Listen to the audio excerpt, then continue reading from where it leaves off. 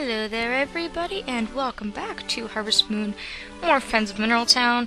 It is actually the day before the Starry Night Festival. However, what I've done is I've actually gone ahead and I've recorded all four of the guys. Of course, I don't have Kai's right now, but I've gone ahead and I've actually recorded them in advance. So instead, I'm going to post those later on.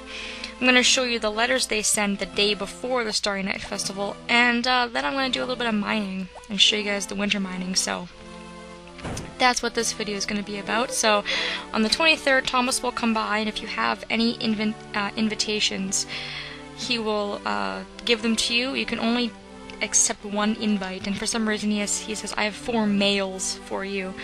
He should say I have 4 letters for you, but you know, this game has amazing typos. So anyways, I want you to read it / them now, okay? I have to get your reply to the senders, so let me know when you finish.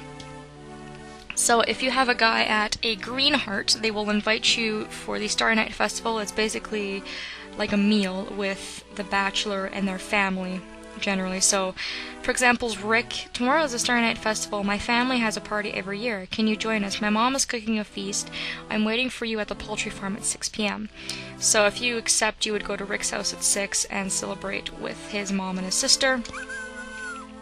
Once you've read it, you can tell Thomas that you either want to go or you want to reject them. If you reject them, he'll just say, I see, leave it to me, I'll tell them. You know, he says the same thing for every single person. So Cliffs, what are you doing tomorrow night? I was wondering if we can have a party at your place, if it's okay with you. Of course, I'll cook as a feast. I'll be waiting for you at the wine cellar at 6 p.m. Now, with Cliffs is interesting because he's the only person that you actually have a party alone with, and it's actually pretty cute. So you'll see that when I post it. But he's gonna reject him for now. Gray's invitation. I guess tomorrow is the Starry Night Festival. I heard the stars are the most beautiful tomorrow night. I was wondering if we can have a party at your place. Of course, my grandpa is coming too. If it's okay, can you come to the shop at 6 p.m. to help us bring the feast? So with Gray, of course, you'd celebrate with him and his grandpa, which, as you can imagine, goes swimmingly well. And lastly, we have Doctor's invitation. Apparently, he doesn't know our names because he didn't put Dear Nick Sauce in the letter, but whatever. Dear whoever the hell you are, how are you? When you don't feel well, come to see me right away. Doesn't sound like an invitation for a date, but anyways. By the way, tomorrow it's the Starry Night Festival. Why don't we have a party with Carter? I think your place is the most appropriate for it. Of course, I'll cook us a nutritious feast. I'll be waiting for you at the clinic at 6 p.m. Can you help me bring the food over? Alright, so I will see if I can get Kai some other time, but we're gonna turn down all the invitations this year. Like I said, I have another save file, so it's really not a big deal. I've already played ahead. But anyways, figured I'd at least show off the letters to everybody in case they were interested in seeing the letters, because I just had the event recorded. But anyways, after doing a little bit of research, I found out the huge difference between the winter mine and the spring mine. Unfortunately, the mines, and I haven't really mentioned this because I don't really feel I need to get into mining a whole heck of a lot until later years, because later years you can get really, really important, big sort of treasures. But like the 1st through the 3rd year, I do believe you can't get all the way down to the mine. I do believe that this mine as well has 255 floors. The other mine has 255 floors. You'll see that if I dig up rocks, instead of getting ores, I will get jewels. So the winter mine is different from the spring mine. The spring mine basically has all of your ores and things that you need to upgrade your tools, and on later levels it's got things that you can use to make jewelry and things like that.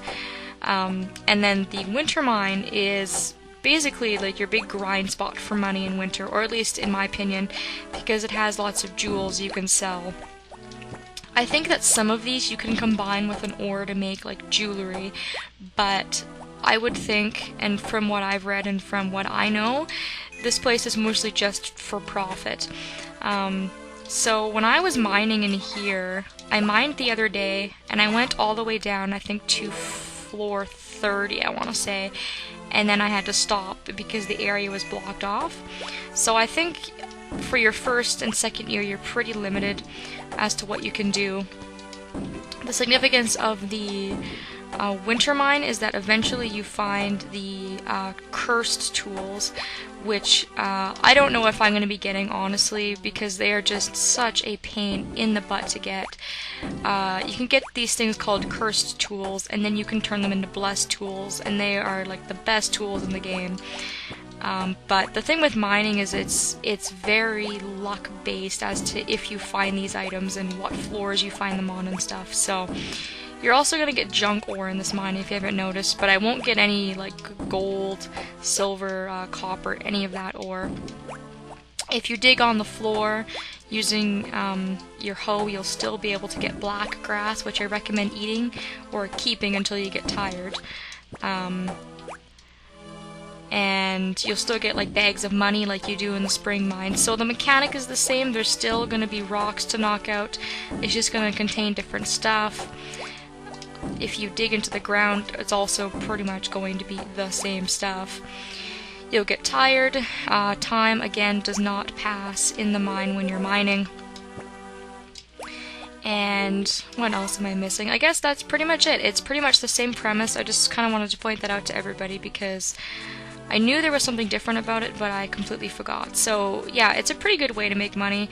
I find a lot of the jewels on their own aren't worth a lot, but collectively, when you ship them all, they're worth quite a bit. When you get down to lower levels, I do believe you can start finding like diamonds and other things. I know there's a rock, and I can't remember if it's a pink diamond or if it's a adamantite, but I know there's one gem that's worth 10,000 gold a piece. So it just takes a little bit of waiting to get the results you want.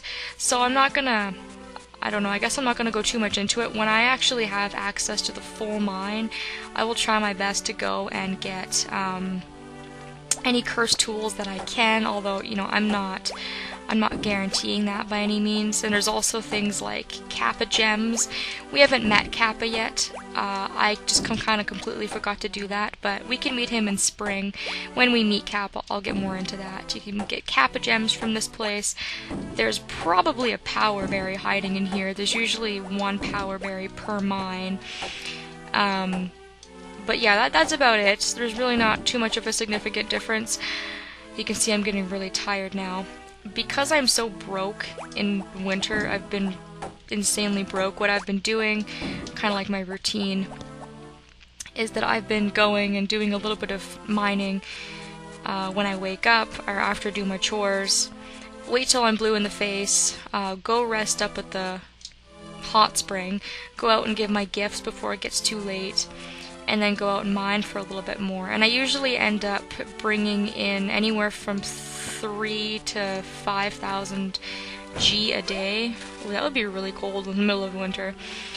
But it just depends on how much I actually ship. And it is a little bit tedious to continuously mine like that.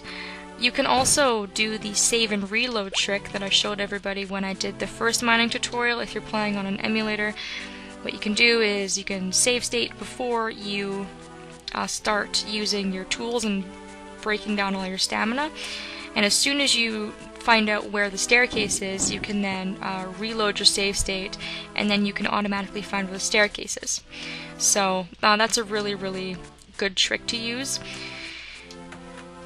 and it's been serving me quite well. It's pretty much been my only source of money this year. So as you can see also on our calendar, I pretty much have 1 week left of winter, and then I'm done. And then we're back in spring, which by this point I cannot tell you guys how excited I am. Winter has been pretty difficult for me, honestly. Like, my animals keep getting sick, and I'm poor as hell, and I keep getting into snowstorms, and I just have not been having very good luck in winter at all. Let's check out my stats here. Actually, for some reason, right now I have a lot of money, but a couple days ago I think I was down to like my last thousand gold, and I just felt so pathetic because I'm used to having upwards of 15,000-20,000 gold. So other than that, not a whole lot has changed. I'll probably save the changes video for another time, because if I look at my save, I've got this, which is day 23, which is what I started this video on, and I'm already almost on the 27th on the file I'm actually playing on, so I've done a lot more on that file.